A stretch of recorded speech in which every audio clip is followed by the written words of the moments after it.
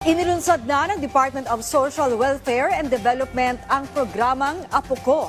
Kwento ni Lolo't Lola, gabay ng kabataan sa Haven for the Elderly sa Tanay Rizal. Yan ang ulat ni Noel Talakay.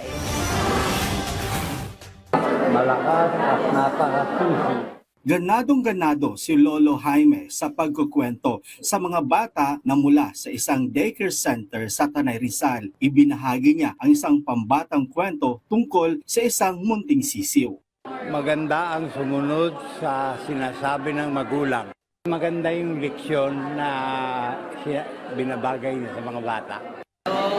Ginawa ng mga sisiw, dumating yung agila.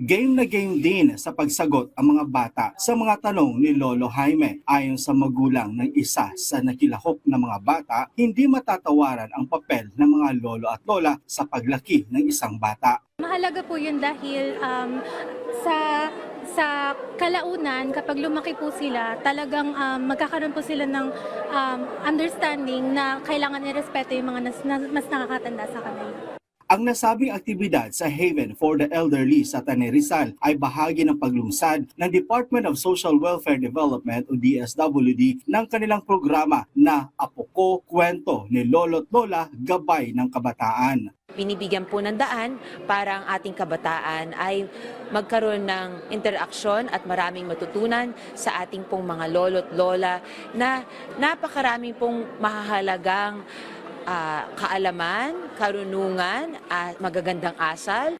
Isa sa mga aktibidad sa nasabing proyekto ay ang storytelling ng mga lolo't lola sa mga kabataan. Plano rin ng Apo Ko program na umikot sa iba't ibang bahagi ng bansa katuwang ang mga local government units.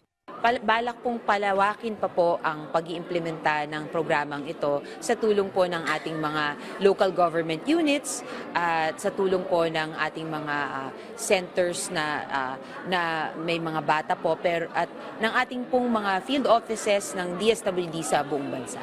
Maliban sa storytelling, meron din interactive workshop ang mga lolo't lola at mga kabataan na tinawag na Legacy Labs. Ang programa ay bahagi ng week-long celebration ng ika-74th anniversary ng DSWD na may temang bawat pamilya ay mahalaga ng bagong Pilipinas. Noel Talakay para sa Pambansang TV sa Bagong Pilipinas.